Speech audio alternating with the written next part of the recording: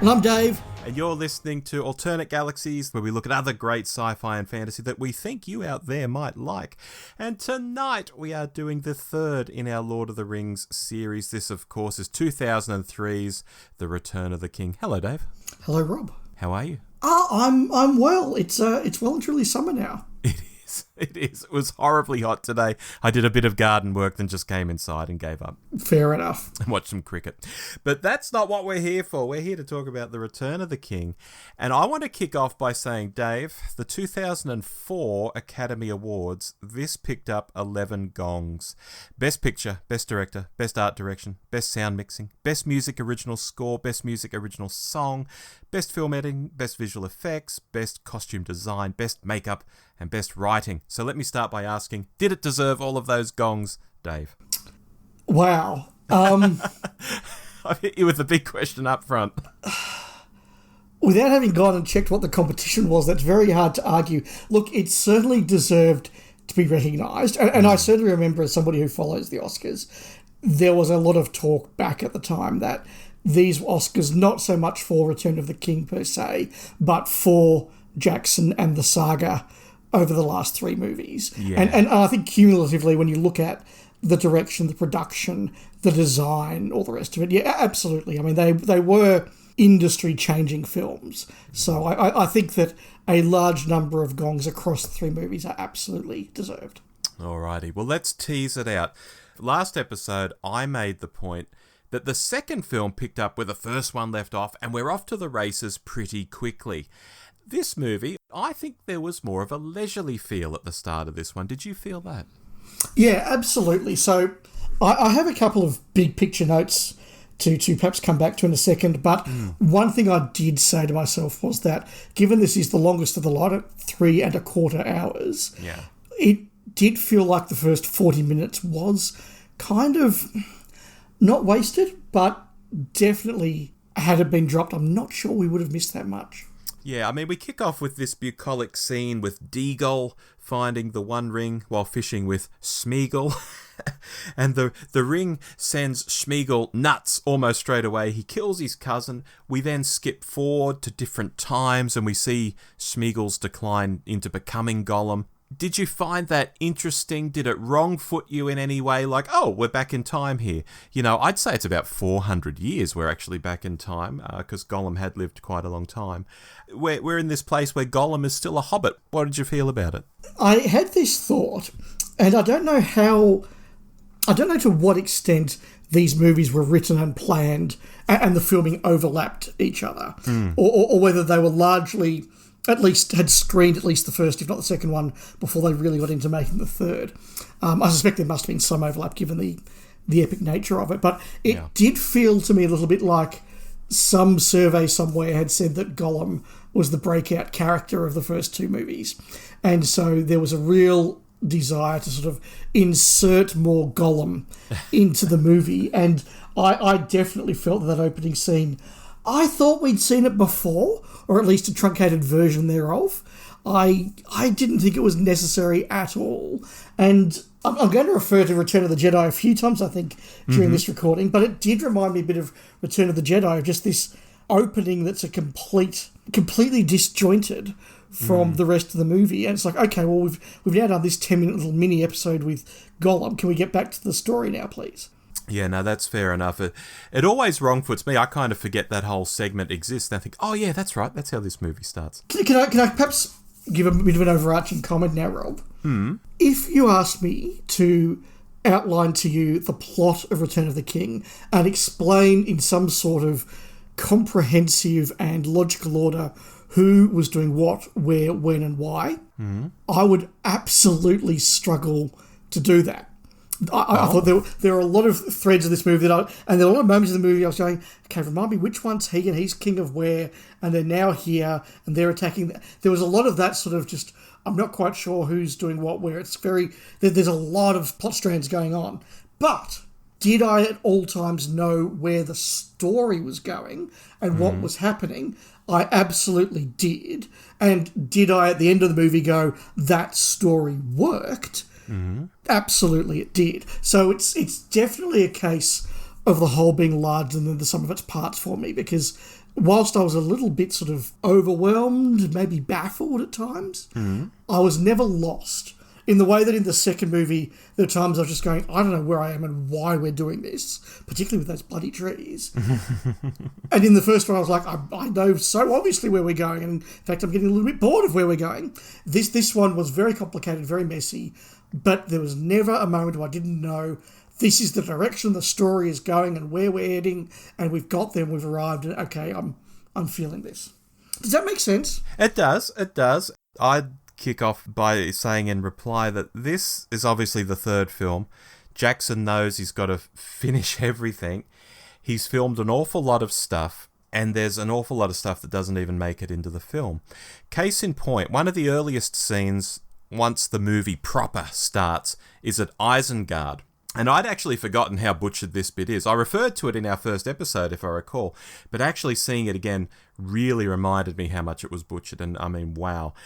Basically, in the version you've seen, Dave, now, Gandalf says, oh, look, Saruman has no power, and he's locked up in that tower over there. Treebeard is going to guard him. Let's move on. Did that seem fulfilling? I've got more to say, but did that seem fulfilling to you, Dave, given Saruman's importance in the first two films?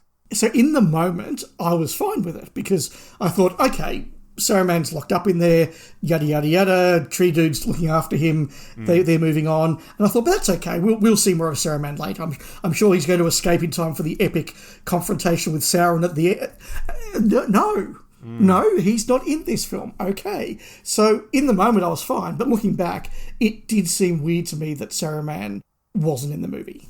Okay, because there's quite a bit to say here. In the extended version, Saruman stands on top of the tower and has a bit of back and forth with a number of those characters who are standing at the bottom of the tower. And Gandalf uses his new superpowers to declare that Saruman's staff is broken. He's like, your staff is broken. And it sort of explodes in Saruman's hands. All sorts of stuff. But long story short, it ends with Grima Wormtongue stabbing Saruman in the back when Saruman gets a bit mouthy about Rohan to King Theoden, because King Theoden's down there on the ground, and, you know, he's having all this back and forth. He's like, you know, Theoden, horse master, you know, your Rohan's a bunch of crap. And apparently, Wormtongue was once a man of Rohan, so he's a bit like, oh, I might be a bad dude, but don't be dissing my hood, homie, and so he stabs Saruman to death. Legolas then shoots Wormtongue with an arrow. Saruman falls off the tower and gets impaled on a spike, which is an in-joke from Peter Jackson, given Christopher Lee was Dracula and was always getting impaled on spikes. It's also how the Palantir ends up in the water for Pippin to then go, oh, what's that in the water? And pick up and become obsessed with. Would you have rather seen that in the film? I know I've just given you a lot of information. Given how much was going on, I don't mind that it was cut. Okay. Would I have at least liked some acknowledgement or closure of Saruman's plot? Yes. Necessarily that? Maybe not. But I perhaps would have liked, yes, some bit of closure, given that he was sort of basically just dismissed off screen. Well, the decision to kill him there was necessary because Jackson decided not to do the whole scouring of the Shire thing, which is in the book, but is obviously not in the film. Basically, in the book, the guys go home to the Shire, and it's been industrialised, and there's all these new laws, there's a militia sort of town guard on patrol. The place is horribly changed, and it's horrible. And with their newfound skills and confidence, because they've been off for the better part of a year, you know, Merry, Pippin, Sam, Frodo, they lead a revolution. And it's revealed that the person behind this scouring of the Shire, as it's called, was Saruman.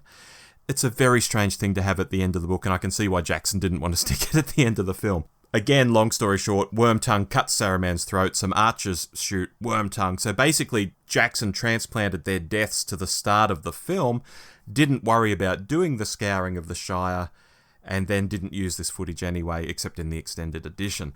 As I mentioned in our first episode, though, Frodo does sort of see the scouring of the Shire when he looks into Galadriel's wishing well or pool of water or whatever that was. I guess we just have to take that as an alternate or possible future that never happened. Jackson sort of acknowledging that, yeah, there's a scouring of the Shire, but we're not really doing that. So he had to put Saruman's end somewhere. He puts it at the start of the film. and then just cuts it completely. Right, okay, well, I now know more than I did. Yeah, anyway, let's get back to the film.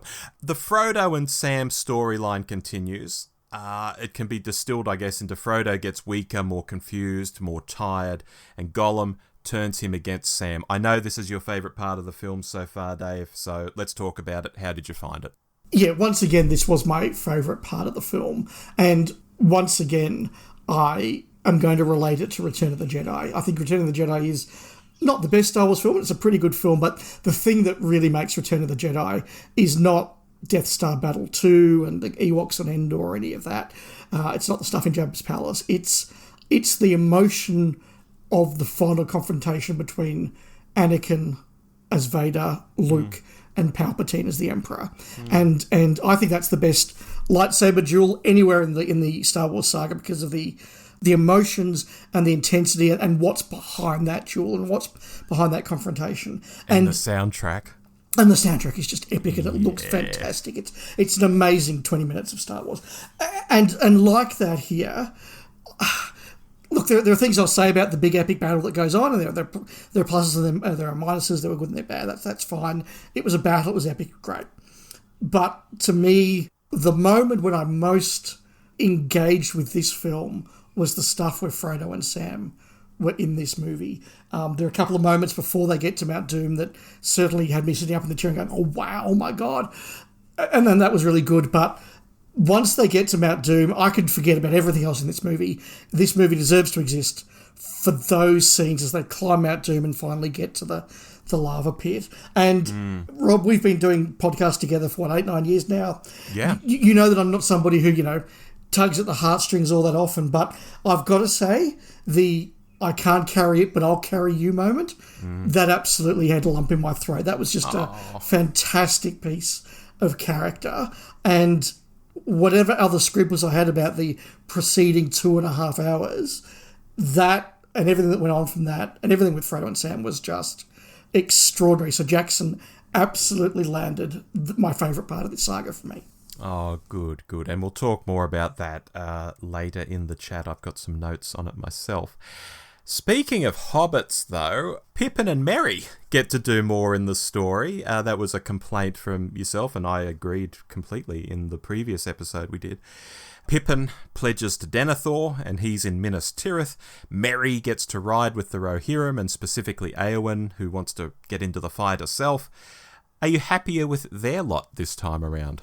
Yeah, they were really good. I was a little bit wrong-footed when they were split up at the start. I was like, hang on, they're a Holmesian double act. They're a couple. They can't be split up. And I guess that he's just going to go off with Gandalf, and then they'll be back in 10 minutes. But no, they were split up. They each got to actually stand on their own 2 feet and be their own characters, which was really good. I really felt that for characters who had been not comic relief in the proper sense, but more of that comic relief, particularly when you go back to Fellowship. They'd been the lighter-hearted characters. I thought that they actually really got to have an influence here.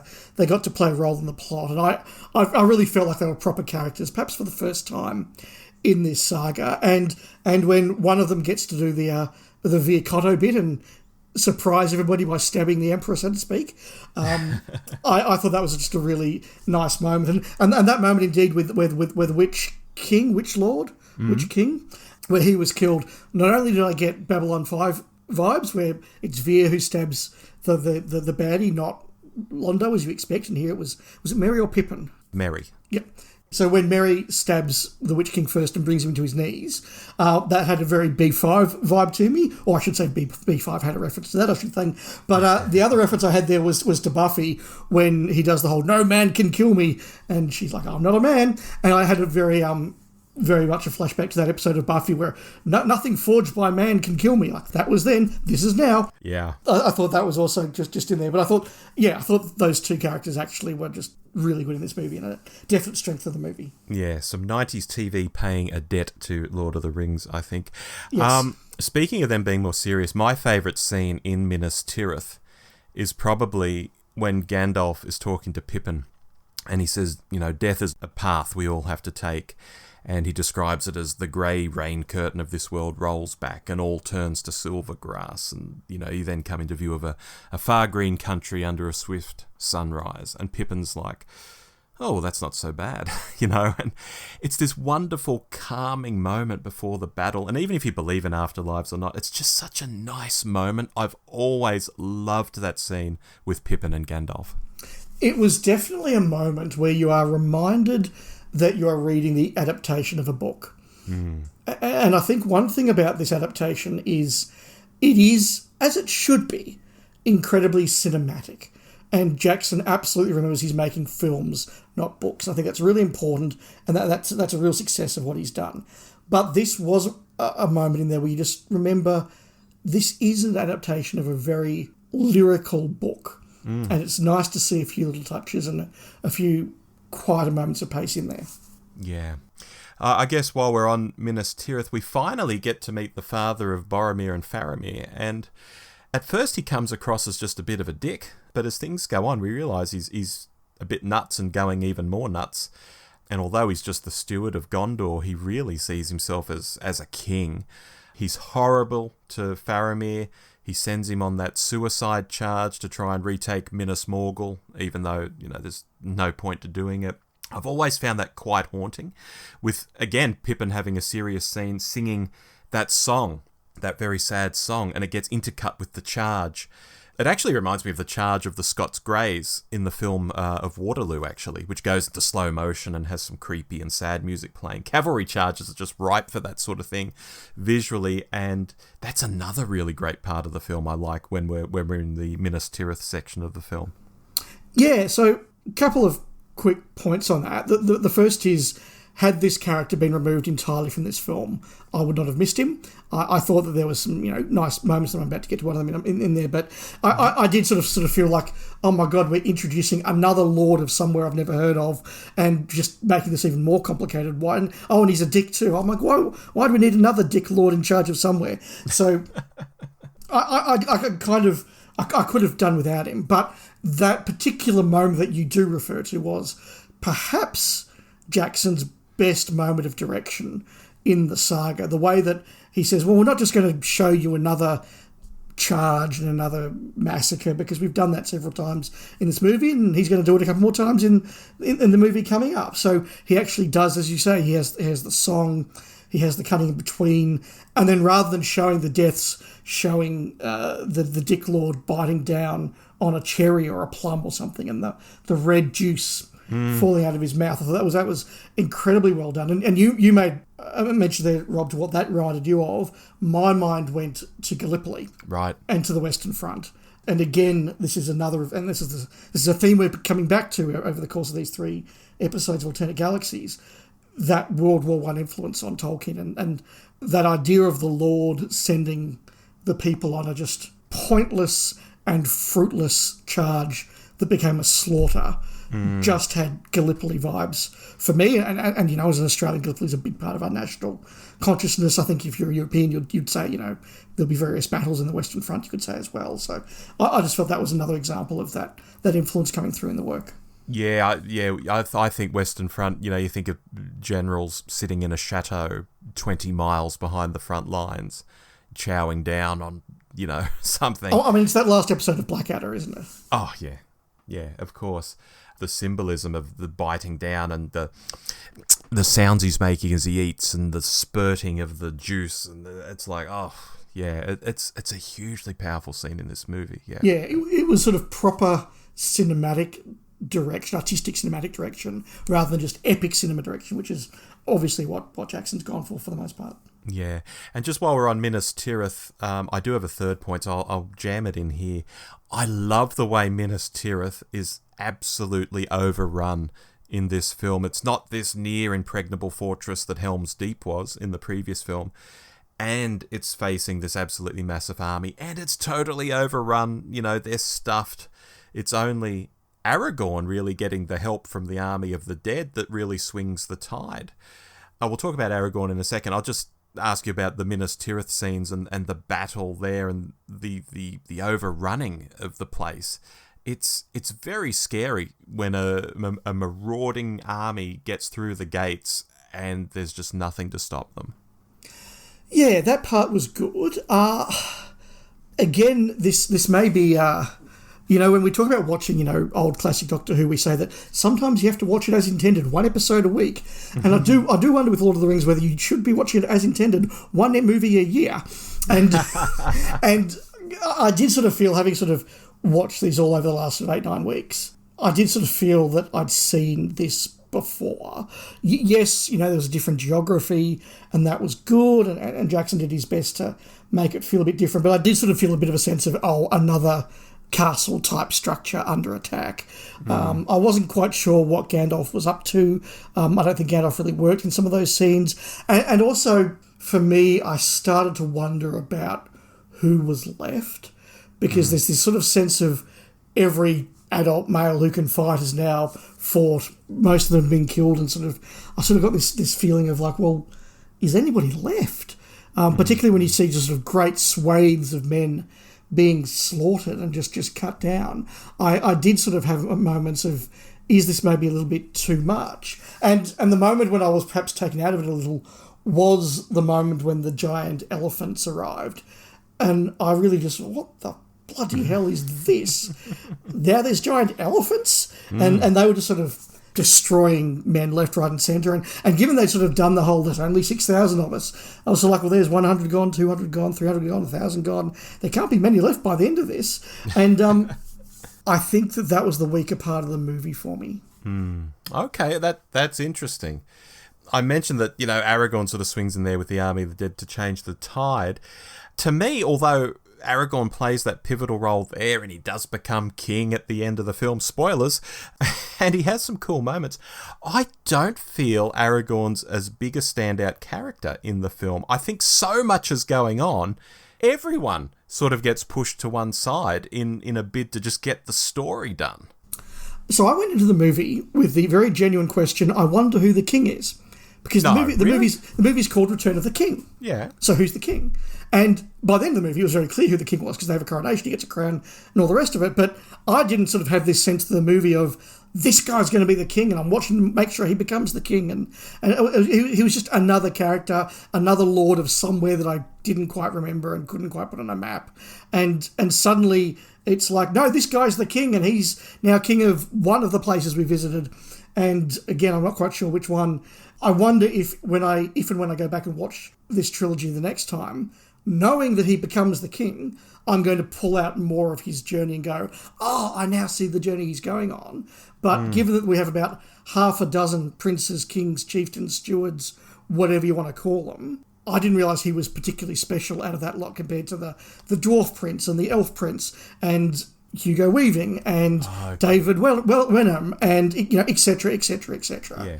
Oh, look, that's easy not to pick up. I mean, a few times in the first couple of films, he's referred to as Isildur's heir, and Isildur is the guy at the start of the film where his sword breaks and he cuts off Sauron's finger and gets the ring. That's Isildur. Yeah. So Aragorn is part of that bloodline, but that bloodline has sort of fallen out of favour, out of currency. That's why Gondor has a steward rather than a king. Right. But he is a direct descendant of Isildur, so that's why he can then step back in and rule Gondor at the end of the film, because he is Isildur's heir, basically. Yeah, look, I totally get that, and now I sort of understand the significance of him, but as I say, when you look at how many princes, dukes, lords, stewards, kings there are, I didn't know that he was particularly the important one compared to a whole bunch of the others. That's fair, and speaking of leaders, we'll get to Theoden in a minute, but I do want to talk Gimli and Legolas, because they're sort of with Aragorn for most of this. And again, I think they're pushed back into the background,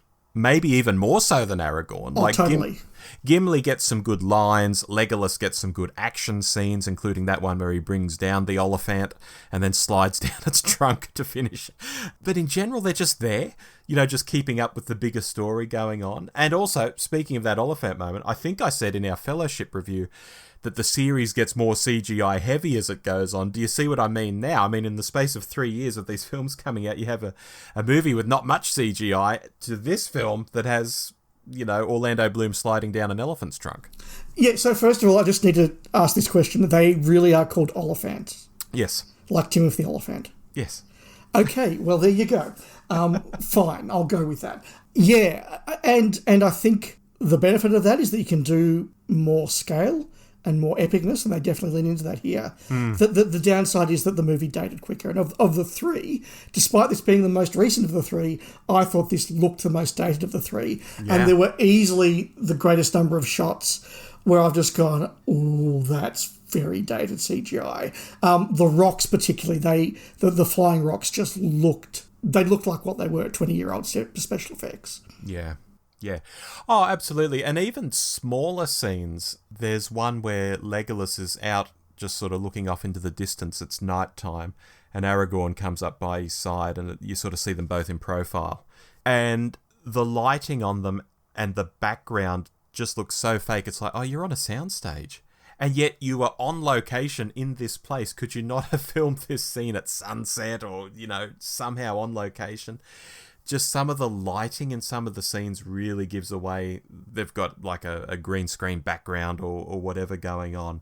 That sort of takes me out of some scenes. Yeah, I totally appreciate it was a necessity of what the story demanded. So I don't begrudge Jackson from having to do it. But in both the first and the second movie, I said and you agreed that the filming in the natural landscape of New Zealand was in itself just a star of the movie. And in this one, whilst there was some nice location filming, it wasn't nearly that sense of, oh my God, just look at the way he's used the splendour of New Zealand to depict this other world. It just sort of felt like a movie with CGI. So it had to be, and good on him for pushing boundaries. And look, he deservedly won awards for pushing those special effects boundaries. But I think it did mean that this lacked the beauty of the first two movies and, yes, has dated more than the first two movies. Yeah, a lot of the locations are very average, although I will call out where Aragorn and Gimli and Legolas actually go down that narrow path to meet the army of the dead.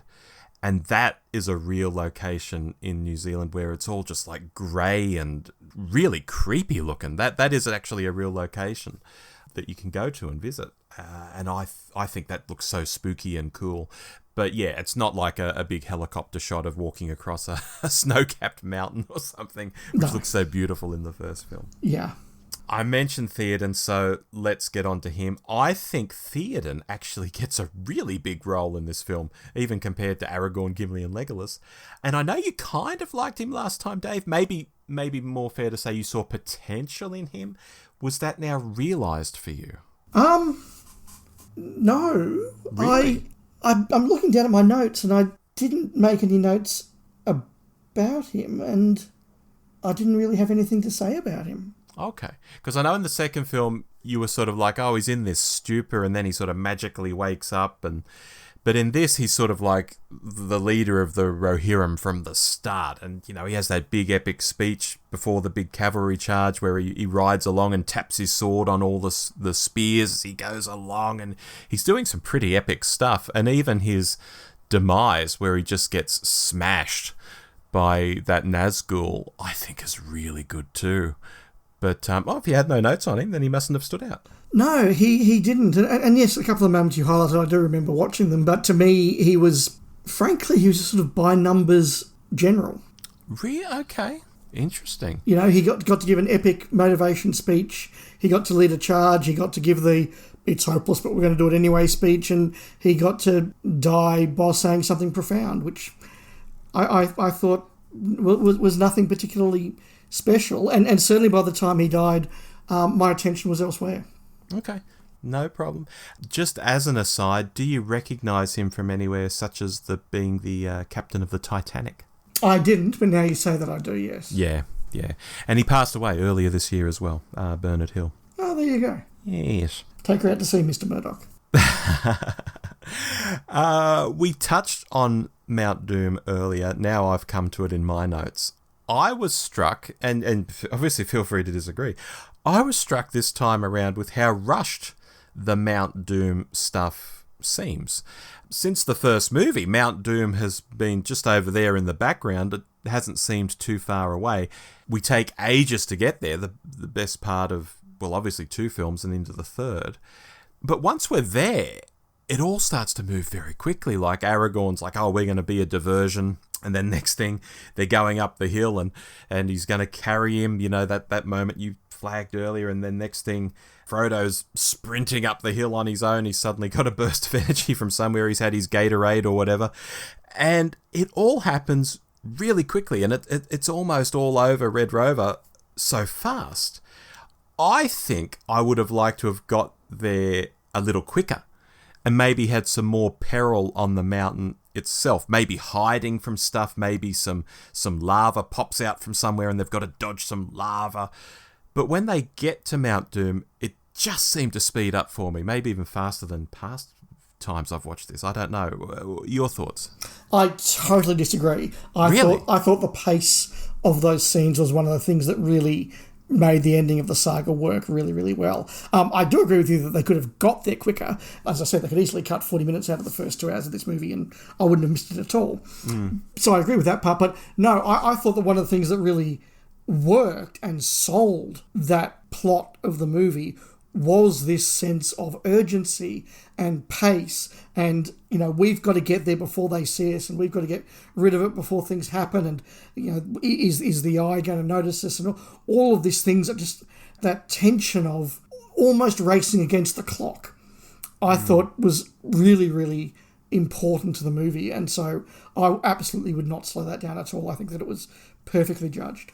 Interesting. Of course, that part of the film, because we've already had the big battle at Minas Tirith at this point, and the Army of the Dead has cleaned up all the bad guys, and all of that's happened.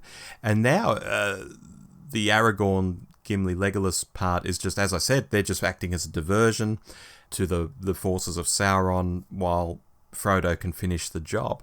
And it made me think, Dave, about Sauron, because obviously when Frodo is getting closer, he actually, the eye turns around and looks at him.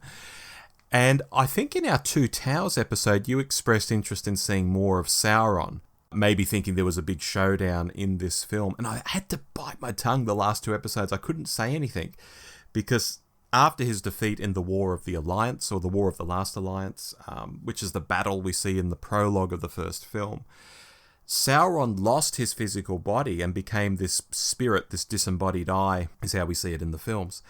And with the ring, I believe he can regain a physical form, hence at least part of his interest in getting the ring back. But I knew he was never going to sort of pop out as like a dude in armour, like at the start of the film, and be thrown down with the army. How did that leave you? Because it seemed to be something you were anticipating, like he's the final boss at the end of this video game sort of thing. And he's just not. He's just this eye in a tower, and when the ring is destroyed, boom, he explodes and the tower blows up.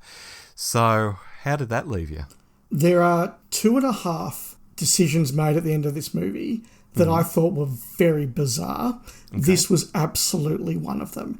I really was surprised that there was no manifestation of Sauron at all in some role, either a vision of him talking to Frodo or trying to talk Frodo down, or him leading the last battle, or a confrontation with Gandalf. I don't know what I wanted, but I did find it strange that after 9, nearly 10 hours of we've got to stop Sauron, it's like, well, who? What was he, and what was this threat all along? He was just an eye? I was disappointed by that, I'm not going to lie. Yeah, he's as I said, a disembodied spirit, basically. That battle sort of blew away his body at the battle at the start of the film trilogy. Yeah, and maybe I was expecting something a bit more analogous to Voldemort in the Harry Potter series, where he starts off having been killed and he's just a spirit, and then sort of as the movies progress, he gets more and more of a physical form until he's quite physically in the final couple of movies.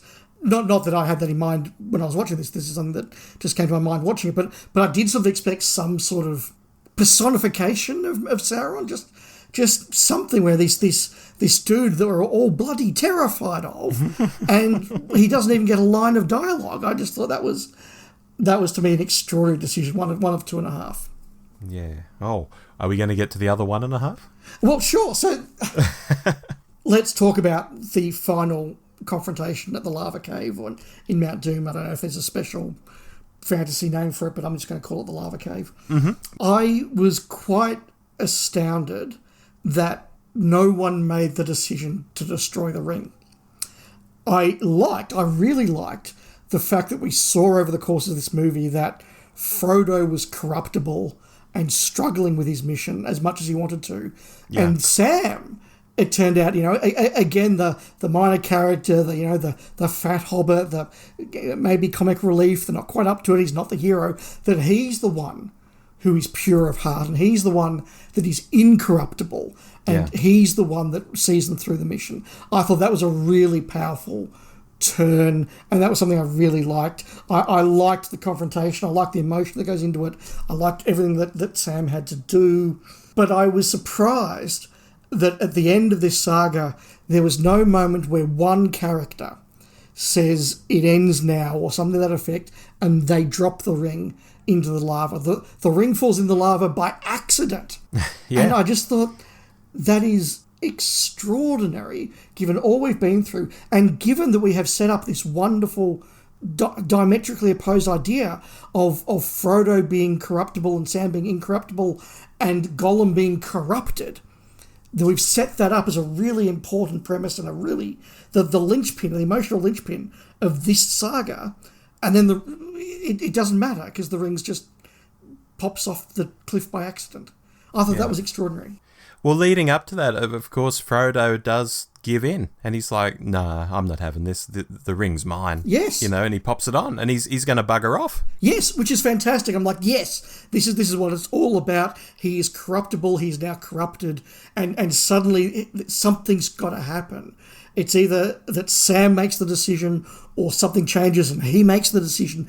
But no, he just gets into a bitch fight with Gollum, and when Gollum trips off the edge of the cliff, he takes the ring with him. I just thought that was not with the spirit and the thematic ideas in the movie.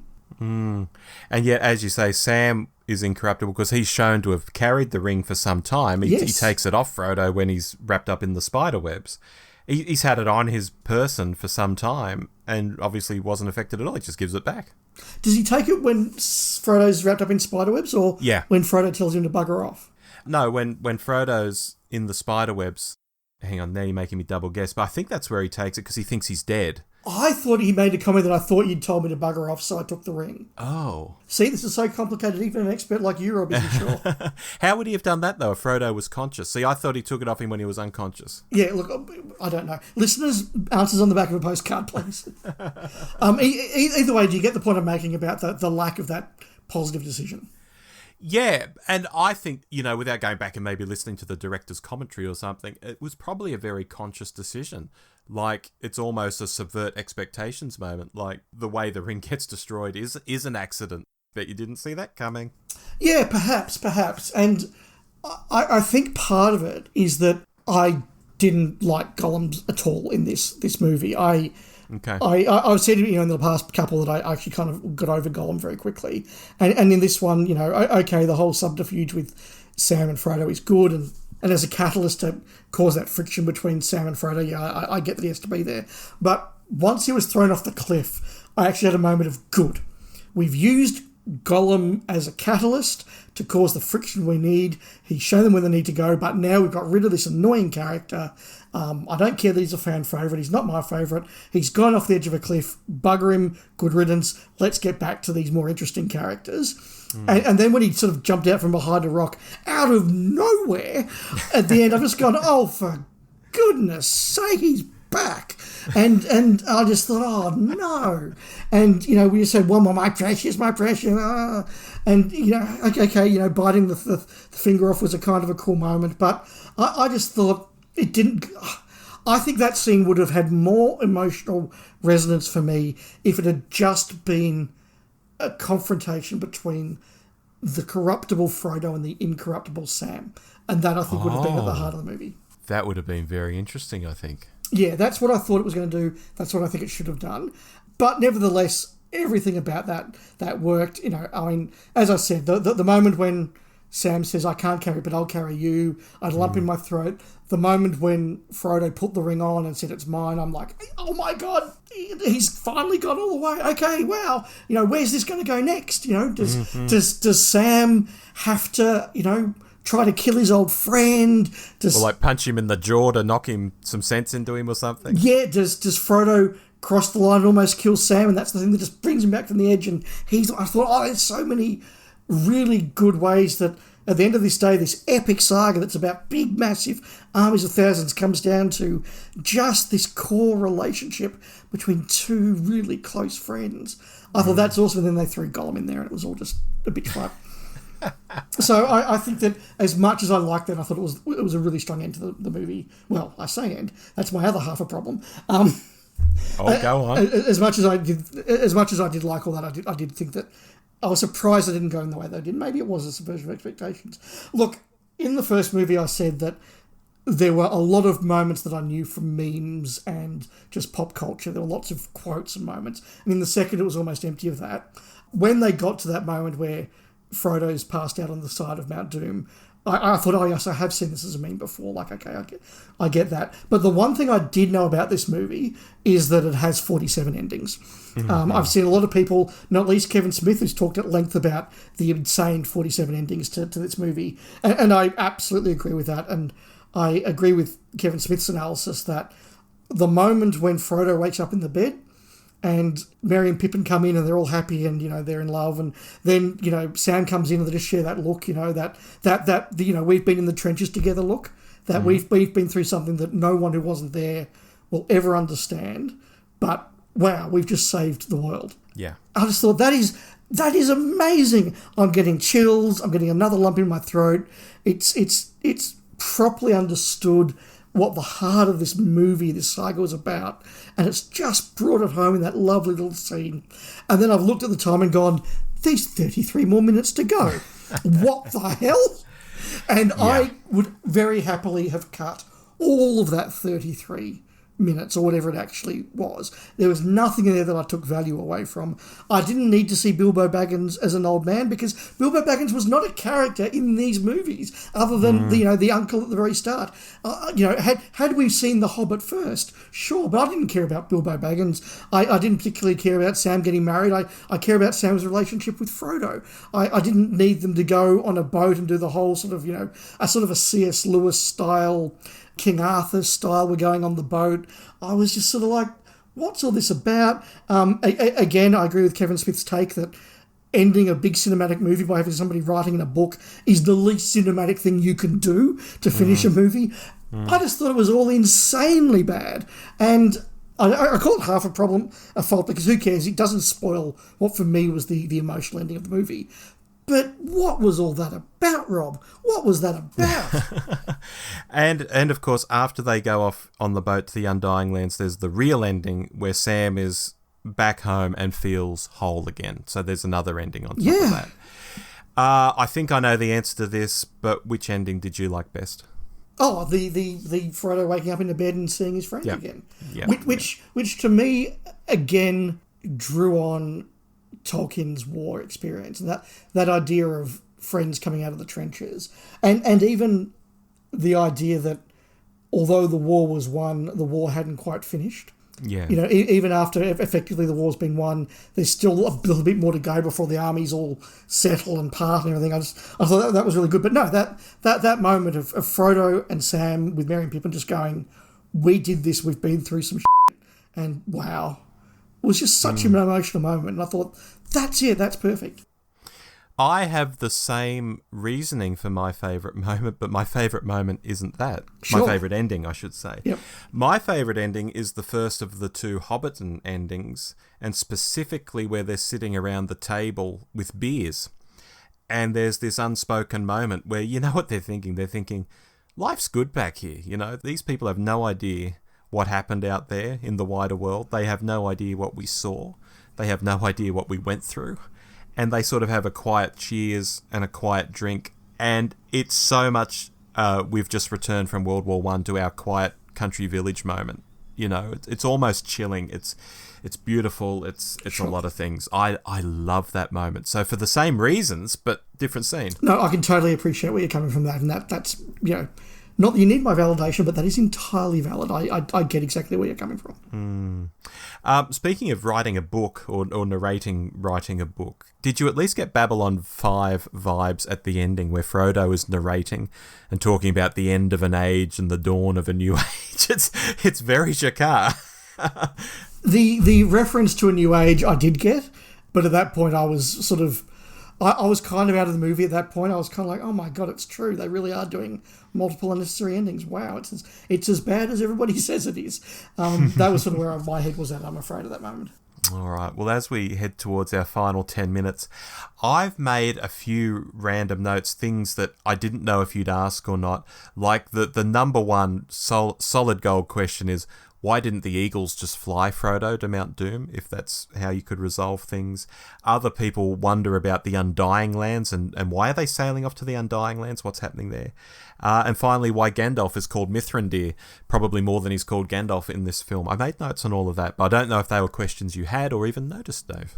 Look, I'm certainly aware through pop culture of the whole why didn't the Eagles just take them there in the first place? And for me, I was so invested in the emotional journey and what Frodo and Sam had to go through to destroy the ring, that being a part of destroying the ring, that I've gone, well, no, you couldn't just fly over Mount Doom and drop the ring in. That just wouldn't work. So I get that that's the very clever, it's kind of like why didn't Leonardo just get on the door in Titanic along with her? Even though they very clearly show when he does, it can't bear both their weight. So, in both those cases, there's this very clever sort of memeable, why didn't they just do this? It's like, no, it's very clear why they didn't do that. Yeah, and it spawned all sorts of theories. Some people point out that the Nazgul could be airborne as well, because we certainly see the riders flying. Some point out that the more powerful you are, the more the ring might try and corrupt you to get a hold of you. Imagine a huge bloody eagle wanting the ring and trying to get it off you.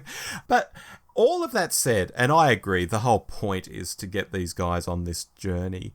I think it's still a valid question, but if we didn't do it the way we do it, we wouldn't have formed the Fellowship, we wouldn't have had the adventure, we wouldn't have had a story, the end. Well, yeah, that's the real reason, isn't it? Yeah. You have no plot. So I get that.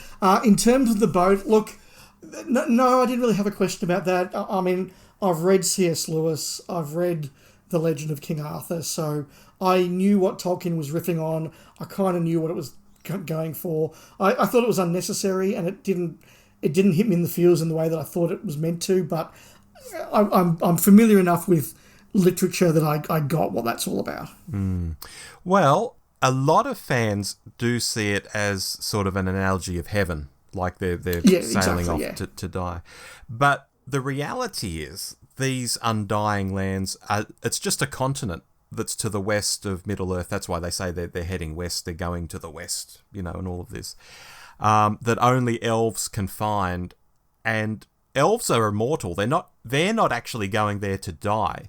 They're going there to sort of get out of the way of men, because it's now going to be the age of man and their time has passed. So they're still going to be alive technically, but in their own special place that only they can go to, because it's sort of like elves only.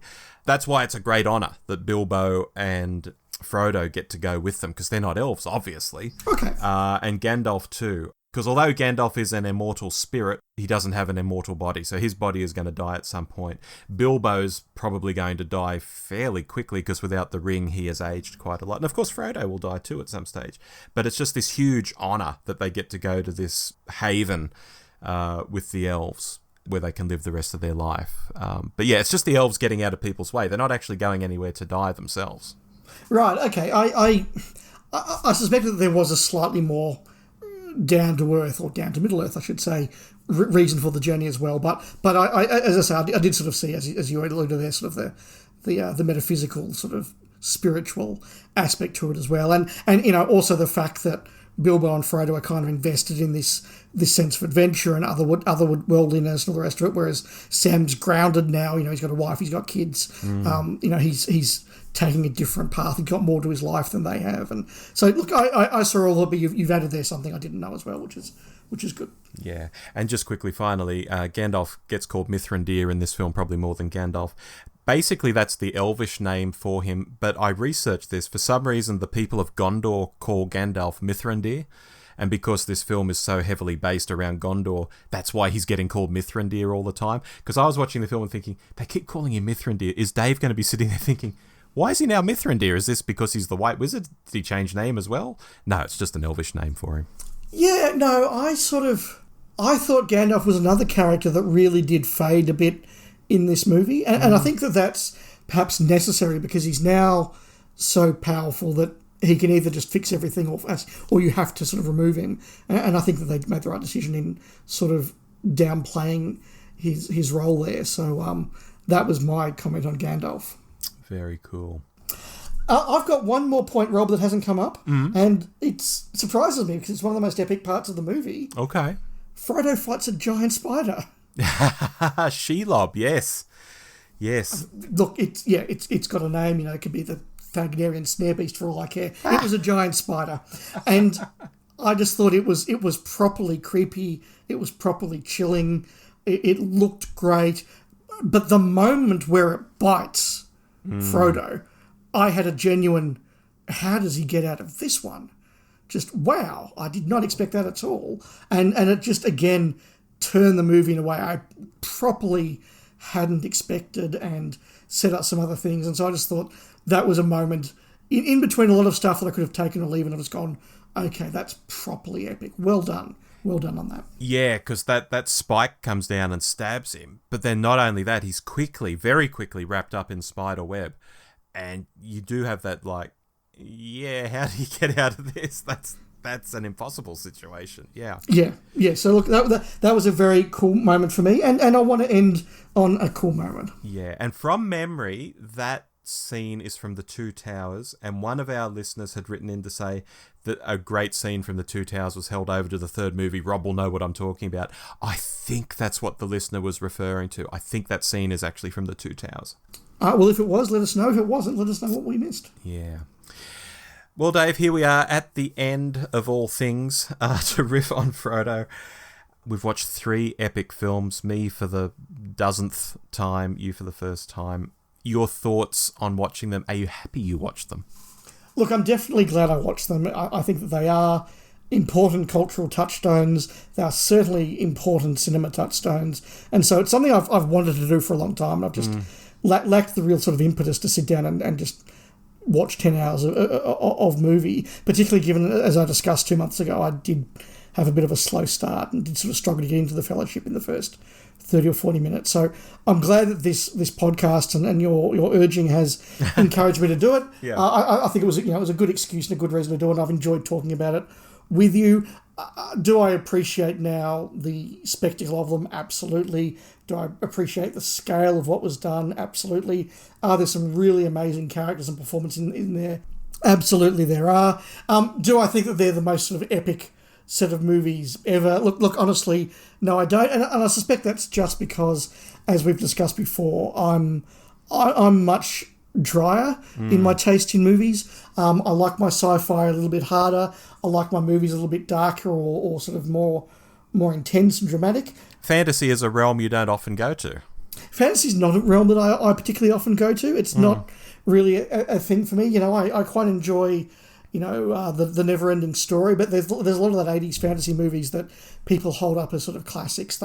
Stuff like Labyrinth and Dark Crystal as well that, look, I appreciate for what they are, but I can take and leave. A lot of that sort of genre isn't really something that resonates for me in a big way. So I'm not amazed that I've walked out of this one and gone as well, okay, look, this is great, but I'm not like, oh my God, because I'm not really a fantasy dude, but I'm genuinely impressed by the visual of it. I'm genuinely impressed by what they made, and look, I did absolutely buy into the core emotional center of those movies in a way I hadn't expected to, and the performance of Frodo just epically good. He's your MVP? He's my MVP, and just of the whole thing. This movie, the last movie, the movie before, the whole saga, just what a fantastic performance. Just staggering. So, yeah, I took a lot of positives out of it, but yeah, is it life-changing? And for me, no, probably not. Okay. I will leave you then with one last question. It sounds like you're maybe not adverse to watching these again in the future. I don't mean in 6 months' time or even 12 months' time, but sometime in the future, might be 10 years from now, Dave. When you do, would you watch these again or would you watch the extended editions? Oh, look, I think I would watch the extended editions, partly because you've talked up what they add and the extra scenes, partly because they would add something different to the experience. And it's like if you're going to watch 10, or in this case, 12, 13 hours of movie, you want to get something new out of it. So I think that would be a logical thing to do. Yeah, no, I think that's the right answer, if I do say so myself. No, fair enough. And now I've got one last question for you, Rob, that we flagged 2 months ago when we first did Fellowship. Oh, gosh, what is it? Now that I've taken up your challenge and watched the 3 movies in the Lord of the Rings saga, yes, are you going to take my challenge and watch the Tolkien biopic from a few years ago? Oh, yes. Yes, I have to look up what streaming service that's on. All right, well, we will both watch that over the summer, and then depending on how much you have to say about it, we can either do a quick 20 to 30 minute Alternate Galaxies on it, or we might just make it a short topic for a Doctor Who show monthly. But we will decide that when you've finished it and have decided if you have things to say or not. That sounds good to me. Perfect. All right, then. That's been Alternate Galaxies, wrapping up the 3 Lord of the Rings films. Hope you've enjoyed these episodes. Until you hear from us again on Alternate Galaxies, you can obviously hear us on The Doctor Who Show, on The List Makers, and all the other great shows we put out. And until then, I've been Rob. And I've been Dave. And we'll see you next time, somewhere on The Doctor Who Show. Goodbye. Bye. You've been listening to Alternate Galaxies, the podcast where Rob and Dave from The Doctor Who Show take a look at other great sci-fi and fantasy that we think Doctor Who fans might like. You can reach us at hello@thedwshow.net, on Twitter @thedwshow, or on Facebook /thedwshow. Alternate Galaxies is an irregular podcast, so stay tuned to The Doctor Who Show and other programs on our feed to know when the next episode's coming. Our theme music is called Wretched Destroyer and is by Kevin MacLeod. Find him at incompetech.com. Well, that's it for this episode. We hope you enjoyed the show, and we'll talk to you again soon. Bye-bye!